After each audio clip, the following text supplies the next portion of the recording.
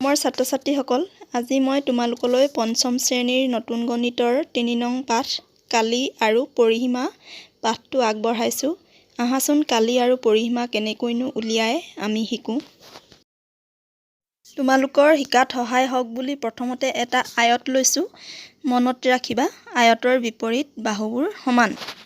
চিত্ৰটোলৈ মন কৰা, এই বাহুডালৰ লগত এই বাহুডাল সমান আৰু এই বাহুডালৰ লগত এই বাহুডাল সমান। আৰু ইয়াৰ কোণৰ মান 90 ডিগ্ৰী অৰ্থাৎ 90 ডিগ্ৰী। এতিয়া আহাচোন আমি আয়তটোৰ কালি উলিয়াবলৈ চেষ্টা কৰোঁ। চোৱাচোন, ইয়াত দিশ আছে 5 চেণ্টিমিটাৰ আৰু প্ৰস্থ আছে 3 চেণ্টিমিটাৰ।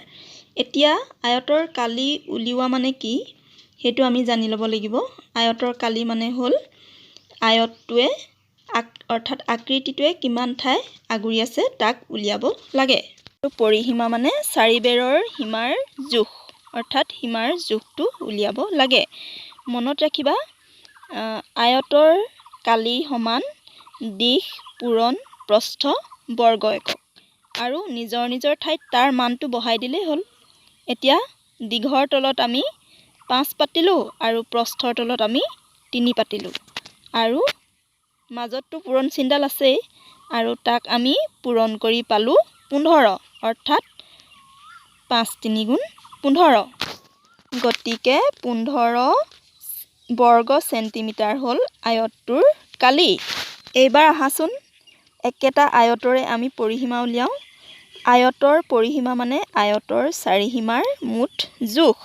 তাৰ মানে দিশ যোগ প্ৰস্থ যোগ দিশ যোগ প্ৰস্থ। এই 4টা সীমা যোগ কৰিলে যিটো পাম সেইটোৱে হ'ব আয়তটোৰ পৰিসীমা। এতিয়া আয়তৰ পৰিসীমা উলিওৱা সূত্ৰটোলৈ মন কৰাচোন। আয়তৰ পৰিসীমা সমান দিশ যোগ প্ৰস্থ যোগ দিশ যোগ প্ৰস্থ। তাৰ মানে ইয়াত দিশ দুটা আছে আৰু প্ৰস্থ দুটা আছে। গতিকে আমি ইয়াক চুটিকৈ এনেধৰণেও লিখিব পাৰোঁ। আয়তৰ পৰিসীমা সমান 2 পূৰণ অৰ্থাৎ ব্ৰেকেটৰ ভিতৰত লিখিব লাগিব দিশ যোগ প্ৰস্থ, তাৰপাছত একক লিখিব লাগিব। সূত্ৰৰ মতে আমি ইয়াৰ মানসমূহ বহাম। 2 পূৰণ ব্ৰেকেটৰ ভিতৰত 5 যোগ 3। আমি প্ৰথমতে 5 যোগ 3 যোগ কৰি ল'লোঁ আৰু পালোঁ 8 আৰু তাৰপিছত 8টো 2ৰ লগত পূৰণ কৰিম। 2 8 গুণ 16।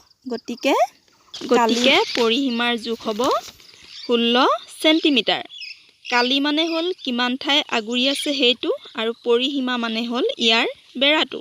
তোমালোকে নিশ্চয় বুজাত অসুবিধা হোৱা নাই ছাত্ৰ-ছাত্ৰীসকল।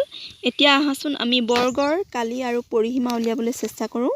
তাৰ আগতে বৰ্গৰ বিষয়ে অলপ জানিব লাগিব। মনত ৰাখিবা, বৰ্গৰ 4টা বাহু সমান আৰু ইয়াৰ কোণবোৰ 90 ডিগ্ৰী অৰ্থাৎ 90 ডিগ্ৰী। বৰ্গৰ কালি উলিওৱা সূত্ৰ হ'ল বৰ্গৰ কালি সমান ব্ৰেকেটৰ ভিতৰত বাহু পূৰণ বাহু বৰ্গ একক। এতিয়া মন কৰিবা, ইয়াত এটা বাহুৰ জোখ 4 চেণ্টিমিটাৰ আছে। গতিকে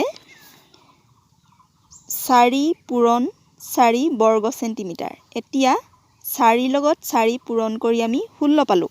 গতিকে 16 বৰ্গ চেণ্টিমিটাৰ হ'ব বৰ্গটোৰ কালি। এতিয়া আহাচোন বৰ্গৰ পৰিসীমা উলিয়াওঁ। অলপ আগতে আয়তৰ পৰিসীমা উলিয়াইছিলোঁ। তোমালোকৰ নিশ্চয় মনত আছে নহয়নে বাৰু? এতিয়া বৰ্গৰ পৰিসীমা উলিয়াওঁতে মন কৰিবা, বৰ্গৰ প্ৰতিটো বাহুৰ মাপ সমান হয়নে বাৰু? গতিকে দিশ বা প্ৰস্থ বুলি ইয়াত কথা নাই, যিকোনো এটা লিখিলেই হ'ল। এতিয়া বৰ্গৰ পৰিসীমা সমান দিশ যোগ দিশ যোগ দিশ যোগ দিশ সমান 4 পূৰণ এটা বাহুৰ দিশ সমান 4 পূৰণ 4 চেণ্টিমিটাৰ অৰ্থাৎ 16 চেণ্টিমিটাৰ। গতিকে 16 চেণ্টিমিটাৰেই হ'ল বৰ্গটোৰ উলিয়াবলগীয়া পৰিসীমা। ছাত্ৰ-ছাত্ৰীসকল, তোমালোকৰ কেনেকুৱা লাগিলে জনাবা দেই।